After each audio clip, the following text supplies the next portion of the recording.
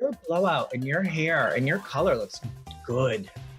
Well, my color is you and that Christoph, Yeah. that which was great, and the blowout is Yamil at Dry Bar. I found she's good. She's really, really good. So shout out to Yamil. Thank you. And she's been like very delicate because of. You're happy hookah over there. But you know what? It's so interesting. When we were talking about this tattooing today, I'm surprised that that's not happening on the scalp more.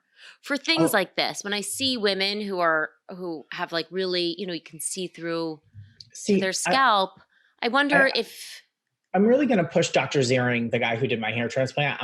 I really want to bring him on. I've been hustling at him forever. He's been very busy traveling, but I really want to know if that's going to like further your hair loss, if it's going to harm the actual follicles left and cause more of a damage than a necessarily cool look. Yeah. Because I would do it tomorrow. I would fill my whole scalp in with pigment because I love that look. After I do like that fresh coat of paint from Christoph, like it looks great the first 2 days. It looks so full. But I'm nervous that I will lose more hair if I do that. Well, yeah. I mean, and you know what? Look, at the end of the day, I know people who are like, swear by microblading. For me and for you, keeping it real here, and I love our guest. So knowledgeable and so honest, but keeping it real, it's not for me. I'm still too nervous. I think trends change too much. I think that you can always draw it on. But you know what? At the end of the day, also, it's like, screw you, Amber. I've got good brows. So do you. So, and if you didn't have brows, this would be where you would go. I would be running. But it does depend. You want to go to somebody who's really good. And I love that Emily had some great, great, great information, things that we didn't think about that we need to be aware of. Thinking like New about York them. Doesn't require we got to research training that. And license. Okay, we have to research that for sure. She's not here. Love her, but we got to know. I mean, and that could have changed in a month. It's 2020. That could have changed, and I think it might have. So, at the end of the day, you still have to do your research. You still have to do all the things. Like if you were getting your breasts done, how many surgeons before and afters? How many consults?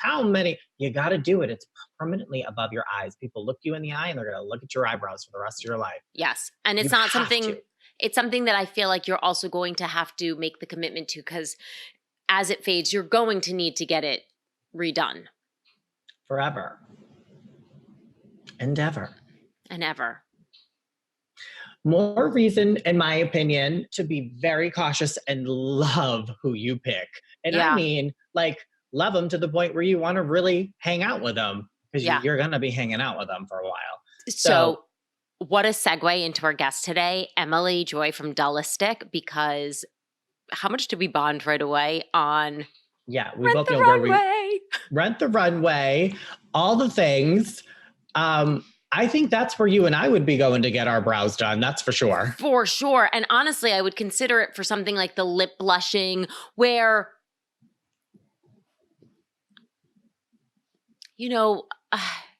as long as it stays within the lips, it's like... It could be convenient for you. And as long as it's not going to be, some crazy color, it could be. Red or pink. Maybe. We'll see. But yes, very informative, very, very, very eye-opening. We learned so much. If you are thinking about getting microblading, this is a segment you want to listen to. You have to listen to.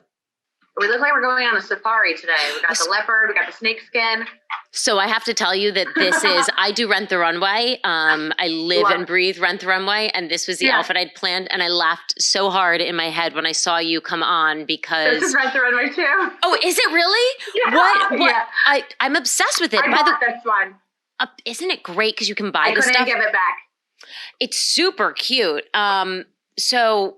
By the way, right now, just so you know, they have given our podcast a discount. So what I did was I signed up with a second account. It's $60 unlimited for the next 2 months. Preach. And then I'll cancel it. That's so smart. So if you want that code, I'll let you know. And for everybody else at home, because I'll probably just run with this, we'll put the code in the description. It's something so stupid, actually. It's like RTR. You know what? Whatever. It's probably saved me like, I don't even know. In 1 year, probably like at least $10,000 to $20,000. Easy. Not kidding though, in the dry cleaning alone, and I don't want to sort of. I didn't even think about that. That's true. Yeah. Every time you dry clean a dress, it's like $20, at least here in New York. And the dry cleaning alone was huge. And I just feel like my carbon footprint, and I know some people are like, well, you're shipping and they're dry cleaning stuff there, but I still feel like it's better than all of the disposable clothing. Yes. And it kind of like satisfies the retail therapy need, The addiction, sometimes that addictive. You just shop to shop, Yes. It satisfies that. So I don't find myself buying like useless shit anymore, which is great. How long have you done it? I think I started it, I started around the holidays 2 years ago, just because I had so many holiday parties. But then I was like, this is great. And they have bags. And I feel like they keep getting better. Like their stuff's gotten better. Before it was kind of like basic, kind of like, I don't know if I want to be seen in that stuff. But they've gotten kind of funkier. Yeah. I really love them. Yeah. Except my drop off is kind of far from where I am. We're in the suburbs of, from downtown DC. But I'll do the hike just to get back to the city. Don't hate me. So I work my 9 to 5 non-podcast job is literally above the flagship store in Manhattan. Oh, yeah, so that's awesome. I will go to work sometimes in like something like this, bring my gym clothes, change, and just drop it off and go on my way. That's amazing. Yeah, that's awesome. Yeah, that's really great. Hi. How are you? Pay attention to me. Hi. I need to figure out how to do this for boys because I'm so over I heard they're coming up with one. I can't remember the name of it. Oh. They have one on it's on its way. It should. God. It's so dumb not to. Yeah. Thank God. I can't remember the name of it. It's coming soon. Yahoo. Yeah. Okay, so now that we've totally done that 180 and our love of fashion, but look, you know what? That's why this is real. I preach Rent the Runway, but look, here it is. Real people doing it for real. Love it. I don't get paid by them, but I wish I did. Jealous. So I know.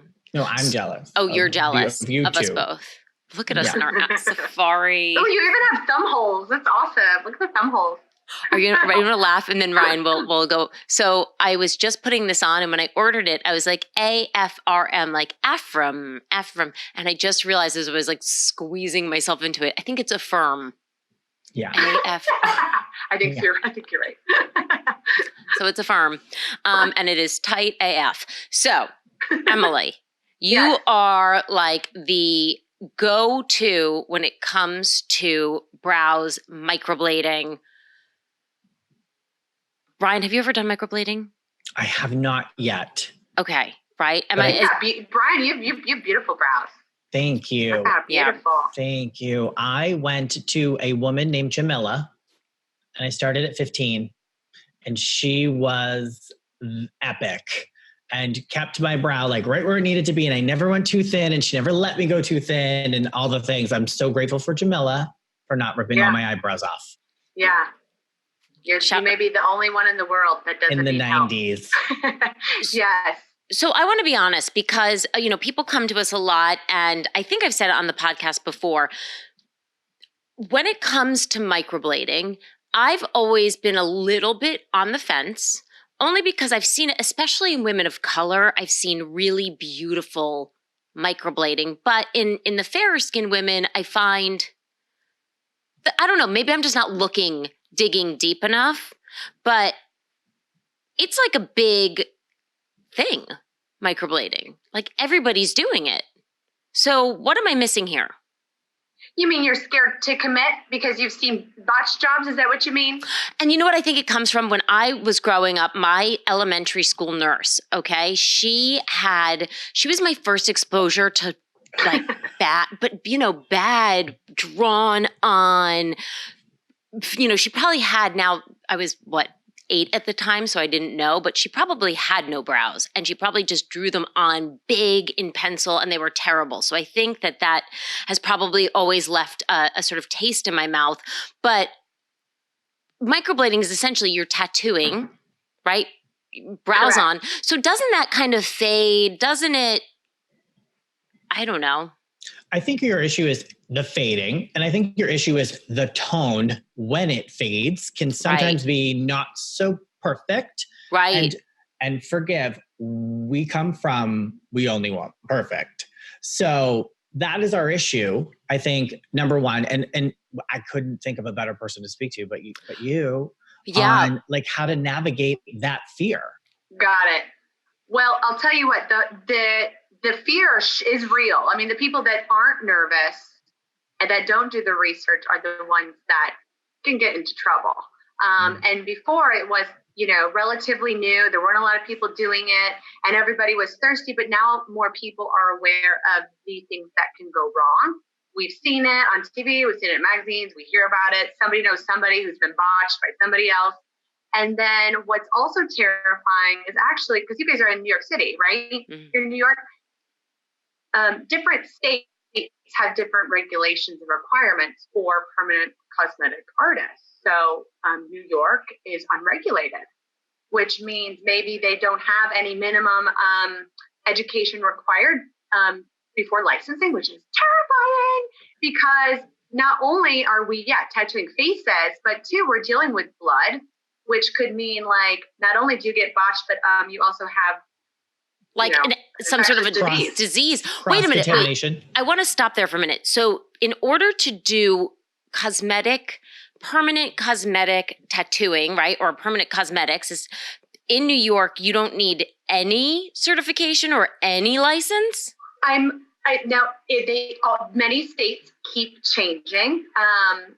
So I believe that there is a licensing now in New York City, but they don't have any education requirements. Like you pay some money and you get your license. And, there's no you go to hair school, you got to go to school for like a year and you learn how to highlight through a cap and do all the, outdated stuff.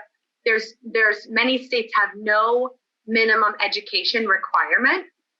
And the ones that do might not be teaching the right things. So there's a lot of wrong information and like the blind are teaching the blind. So it's there's for every good artist, there's probably 10 bad ones. So it's very important that you do your research and people should be scared. It's your face. It's a tattoo on your face. And it's your safety. Not only are we concerned about what it looks like, but is that artist working on you going to keep you safe? And not cross-contaminate you and wind up with a flesh-eating disease.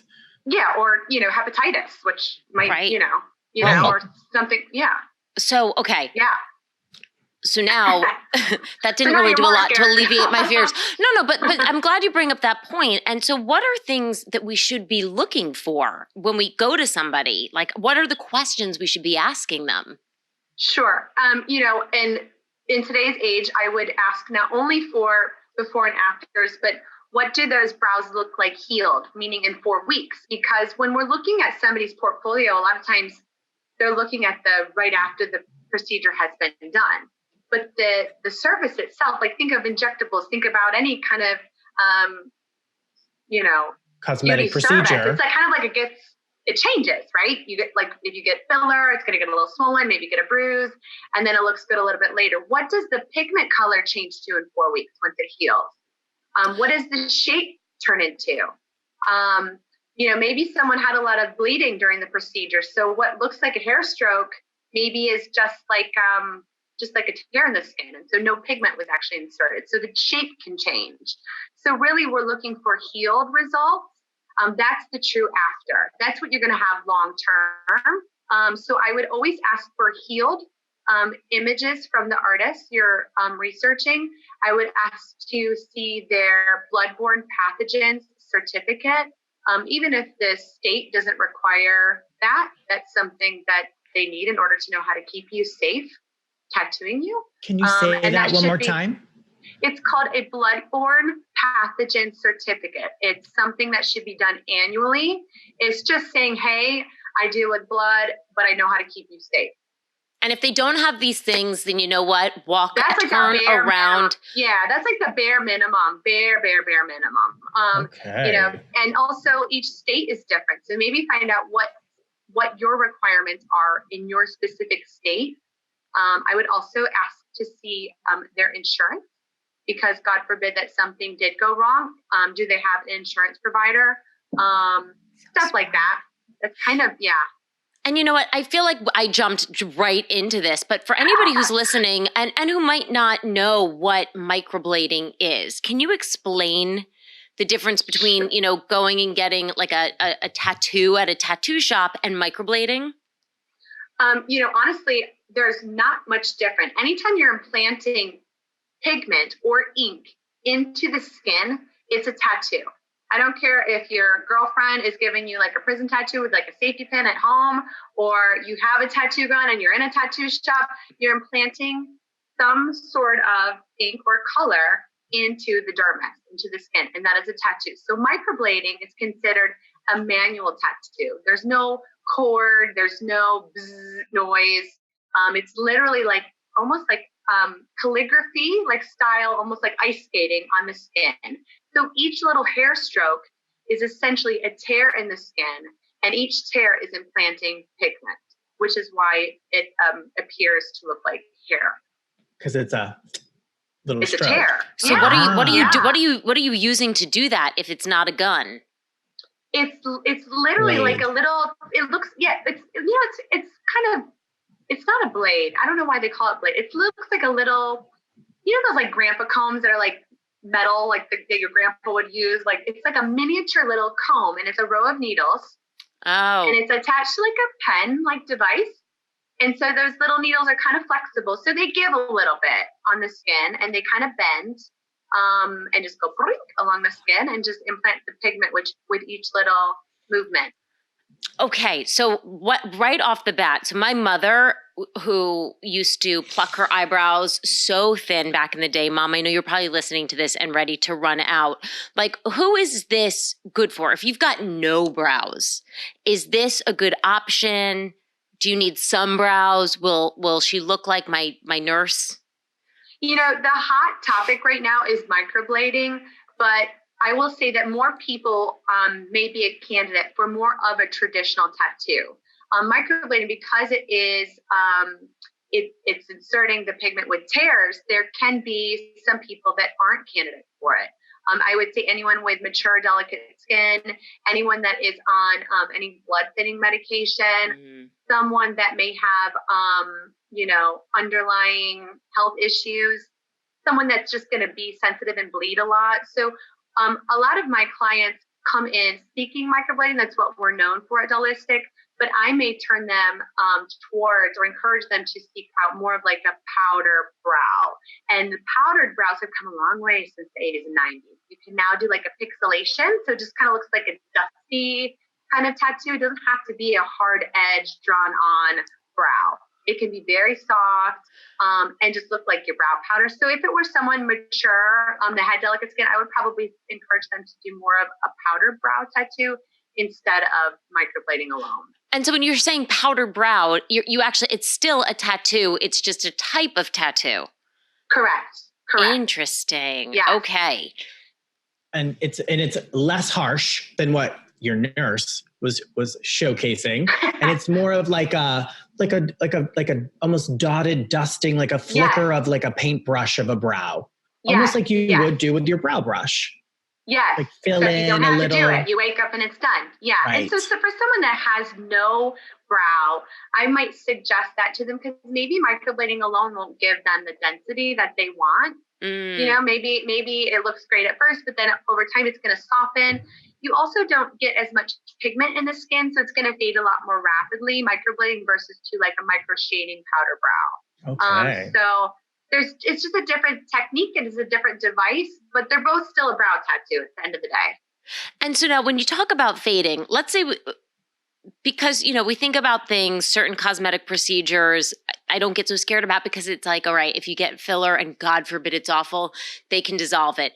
Botox, pray to the Botox God that never happens, but within 3 to 6 months, it's going to have some reversal. But when it comes to tattoos, there's really, once it's there, other than lasering it off, oof, I can't even, that must be so painful. Like, what can we do if something was to go wrong?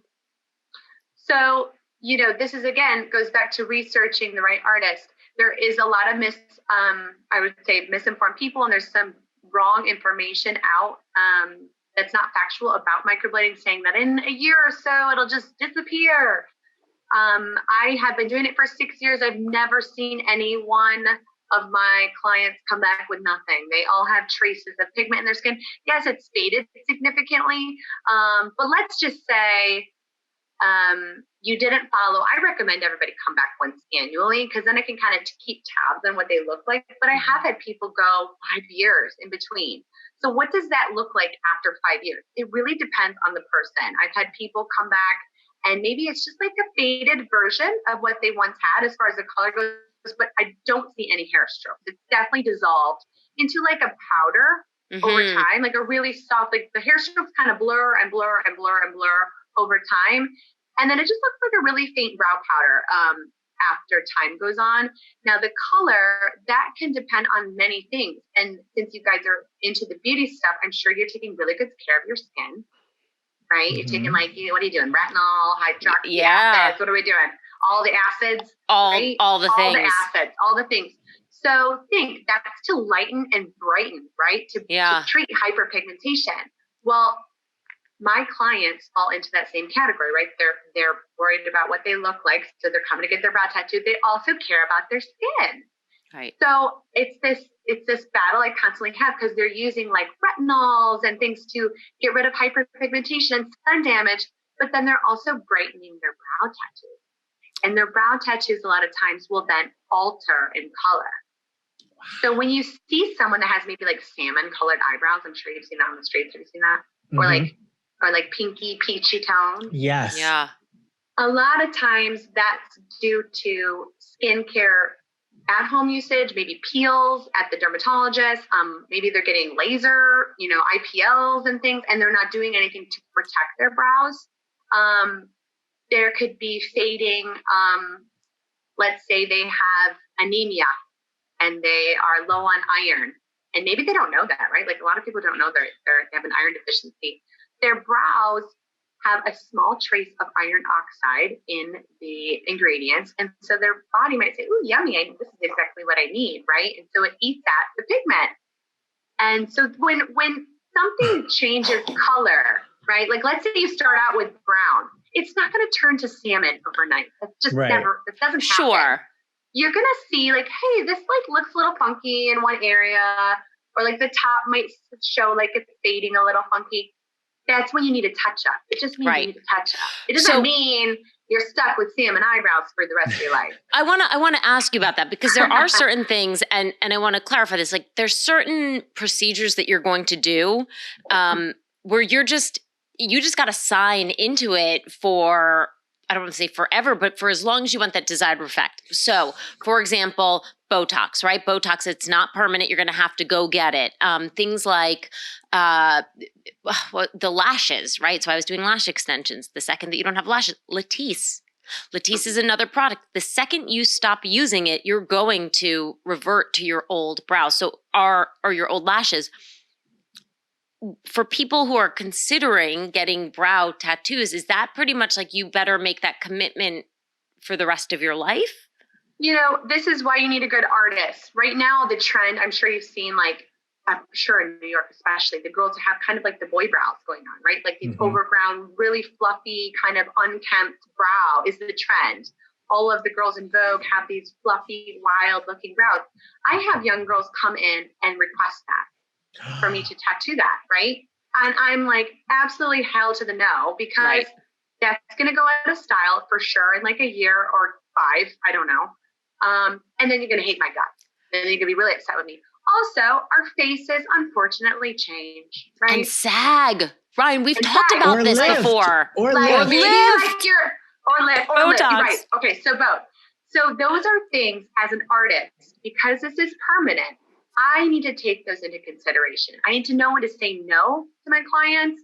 And like, some girls draw their brows really square. Well, and some of them like to bring them like really close together. Well, like what happens if you get like a crease right in the middle? Like what's here is going to come closer. And the next thing you know, you're like an angry bird, or they like connect to a unibrow. I've seen her. I've seen her. What happens in 40 years when you need your facelift?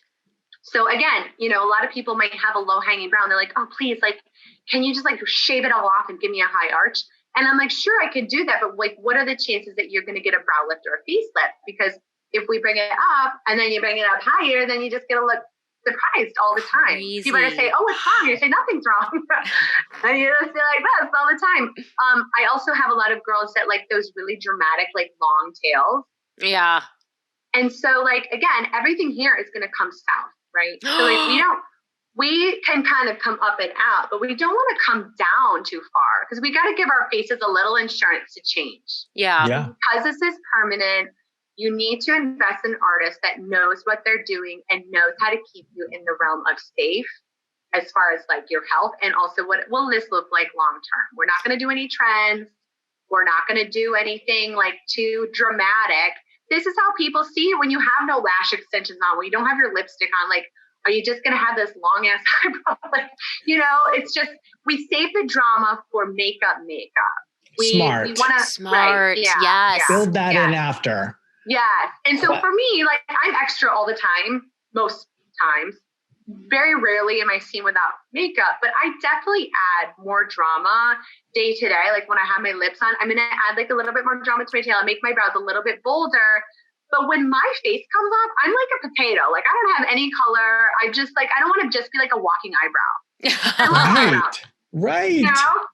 So again, it goes back to really researching your artist and this is your face. It's a tattoo, So your artist shouldn't agree with everything you ask for. They should know when to say no and guide you to the right shape for you.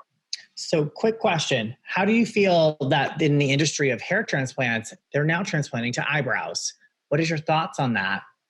Because I have mine. I think you had a hair transplant in your brows? Not in my brow. I have my opinion on that. I have my opinion on that. Go ahead. So I have yet to see, I've seen many of my clients actually have invested in hair brow transplant. And I have yet to see one that is satisfied in something I feel like looks good. I think it's a great concept, but a lot of times the hair is taken from a place where like the hair naturally is coarse. So they get 6D effect, right? Do they take pubic hair? Is that what they're taking? That I'm not sure of. Wait, when you say just like coarser back here. They might take pubic hair. I don't know. We'd have to ask them. Maybe if that's the only, because maybe if they don't have hair anywhere else, they would, right? I think I'm pretty sure it comes from the back of the neck. So I think it's really just, it's this hair that's transplanting to your facial Oh my God. hair. Wasn't there like a Saturday Night Live skit where they did the pubic hair and it was like, yeah, I hope they're not doing that. Jesus. If somebody wants to transplant your pubic hair to your face, run. Wouldn't that give you more hair to then, microblade with? So what happens is, and I don't know if you've ever seen them close up. Again, it goes back to healed, right? Because maybe like they implant it looks great. How much falls out over time? A lot of the times I've seen the client spend all this money, and they're expensive. I think they're upwards towards like 10K. Between 5 and 7, I think. Okay, so it's not cheap, but you want to just stay there. That's the point. But a lot of them end up looking pretty sparse over time. Maybe the implantation doesn't take properly. Also think a surgeon is a surgeon. They're not a brow artist. So what happens is they just like implant like hair everywhere. Sometimes I've seen that. And then where they implant the hair ends up looking like a little kind of almost like a goosebump. You look really close up. There's scar tissue that occurs when they're implanting the hair. So I'm not a fan. So because they have to puncture. They have to puncture the hole to then like plant the bulb. Yeah. And I think it's a great concept. I just don't think we're there yet. I don't think the technology has been developed to perfect it. So I'm not a fan. And then they're really hard to tattoo once you have that because it's all scar tissue. Got it. And then what about like choosing the right color for something like this, right? So for people, Ryan, you know this. I mean, I've had hair at times it's been lighter. I've gone, I'm back to my natural color, but how do you maintain, if somebody's, you've got red hair, like what do we do? So, most of what I do here is vanity, but a lot of it sometimes is not. I deal with women that have no hair at all on their entire body, whether it's from alopecia or chemotherapy. And so it's actually about your skin. This is being implanted into your skin. Your skin is part of the color formula. So for me, I'm the color of see-through. So, and I'm also very cool. I have very rosy tones. I'm kind of pink everywhere. So this is about someone who knows tattoo, pigment, and ink color theory. And this is the hardest thing that we do because it is not a science. And there could be a lot of right answers. Some of it might be your preference. Maybe you say, well, I always wear my brows brunette, but I'm really naturally a blonde. Right. I'm naturally blonde. I dye my hair brunette. Okay, so I have to know how to make sure that if I implant this in your fair skin, that it just doesn't turn blue, that it doesn't turn green, that it doesn't turn, and I'm sure you've seen people of all colors with black tattoos in their arms. And if you're sitting on the sidelines, let's say you're watching a basketball game and we've got like the super white basketball player, the Asian basketball player, the light-skinned black guy, the dark-skinned black guy, but they all have tattoos in their arms, right? And they're all in black ink. But from the bleachers, those colors look different. It's all black, but some of their tattoos look blue, some look green, but it's all really black, right? This is because their skin is different colors. Right. So each color I could implant the same pigment into 5 different girls, and each one is going to have a different colored brow in a month. So I feel like the takeaway for this is that you really need to do your research. You need to make sure that they have the proper training, that they have the blood-borne pathogen certificate. Was that correct? Yes. Blood-borne pathogen. Yeah. And look for those healed photos 4 weeks after. Off the subject of brows, and I don't know if you do this in your studio, but I've heard a lot lately about the lip color. So are you doing that as well? Yes, we're doing lip tattoos, lip blushing, we would call it. Lip blushing. Yes, I've had mine done. This is not a tattoo. It actually feels very natural. And again, it goes back to what you probably remember in the 90s, the girls had like those hard lip liner tattoos that just were, very hard looking. Again, not soft. Not soft at all. Now it's just going to heal like a lip tint. I don't know if you've ever put like a lip tint on. So again, it's very sheer. It doesn't have to be hard. It would never replace like what I have on now with this bold lip. It's just going to give you a little bit of color. I'm so fair that before my lip tattoo, I would wake up and it would almost look like I had hypothermia. I had like these bluish kind of fair lips. And so to just add a little bit of warmth to them just gives me life. And it's like my no makeup. I've been thinking about it because like I can't wear lipstick. I just am biting my lips all the time. They're always dry, chapped. So I do everything in like a chapstick. But I saw that and I was like, although and then as we age, it's sort of like you lose even more pigment. Think of like a little girl or like a little boy. They have these beautiful pink full lips, right? When they're little. And then as you age, they kind of hypopigment. And it kind of starts to happen on the outside, and then it just kind of shrivels and shrinks. And it's so unfair. It's kind of sad. Yeah. But it's been scientifically proven that youth is proven through full brows and colorful lips. So like this has been like a case study that you can actually make yourself appear years younger through those 2 things alone. So yes, Yeah. What do you think about scalp micropigmentation that the guys are doing now to fill in like the see-through areas or like the donut back here, or they're shaving their head and they're looking like they have like a buzz cut because they've really proceeded with the balding in the front, and it's literally a tattoo, right? Yeah, I think it's great. We're actually going to start to offer it in February. So I think it's great. Women are also offering it. I have pretty fine hair, like in my part. So I sometimes put a little bit of makeup there, but like to just not have to worry about that is great. And a lot of men will shave their head when they start to kind of recede, right? Just because they like want to look cool instead of bald. But now like they could just correct your hairline. And it just looks like you're a badass and you shave your head. So not that you're, so I think it's awesome. Or men who've had the hair transplant, they get that scar in the back to just disguise that. You can fill that in. Or any scar think in any head on anyone. Yeah. Yes. I think it's women's amazing. facelift scars can be toned down. I think it's awesome. I didn't know you were going to offer that. That's really cool. Yeah. And then we also started to offer areola restoration. So for women, that's so wonderful. Like mastectomies. Yeah. And eyeliner. And eyeliner's come a long way too. I feel like my sister really wants to do eyeliner, but I'm like, really? I don't know. So we've been doing guy liner.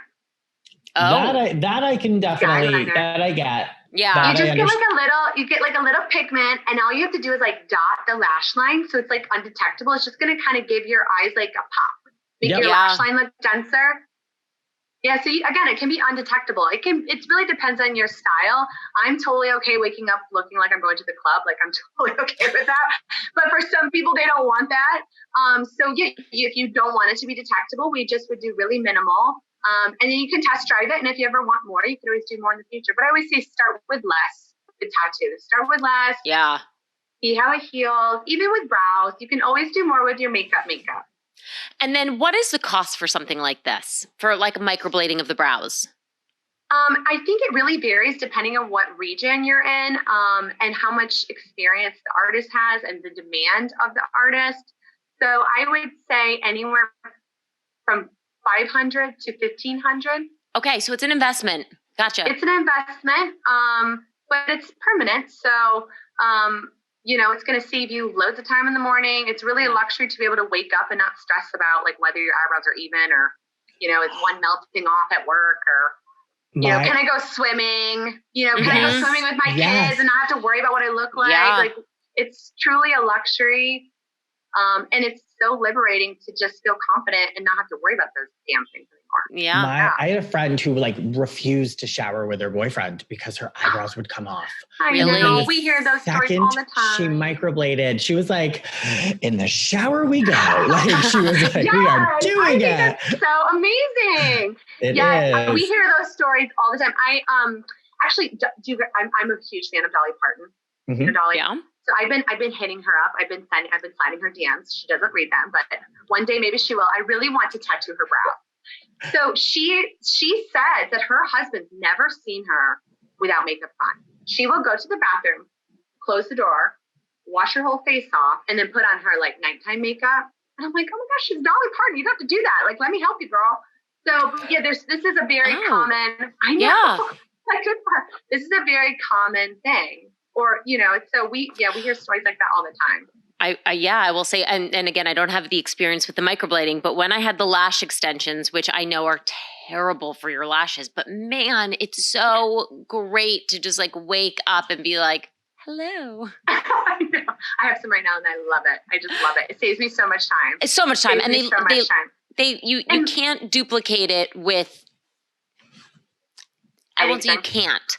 I don't personally have the skill to put on the strips every day. I do have a friend who does, and she used to do lash extensions, and you can't tell the difference. So, like, if you've got that hand and you can do that, God bless. But, But also, they're heavy. I feel like it's a luxury. I like by the end of the day, if I'm wearing a strip, I gotta like feel like I gotta like give a little push up. So I feel like yes, it is a luxury, definitely a luxury. But it's so time. It saves me so much time. Just wake up and go. Listen, that's what we're all about here is sort of giving people the options, giving them the information so that they can decide what they want. Right.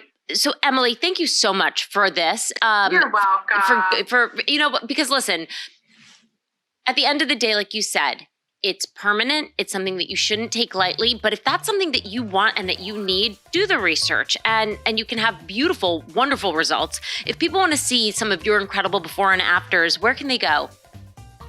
If you have Instagram, just look up our handle, Dollistic. It's DOLLISTIC, or you can go to dollistic.com. Awesome. And can people reach out to you directly? Should they DM you? They can DM me through Dollistic, or my email's right on the website. It's emilyjoy@dollistic.com. Awesome. And of course, if you guys have any questions you want us to pass on to Emily, we're always happy to do that. You can reach out to us at hello@artbeautypodcast.com. You can also find us on Facebook and Instagram at Art Beauty Podcast.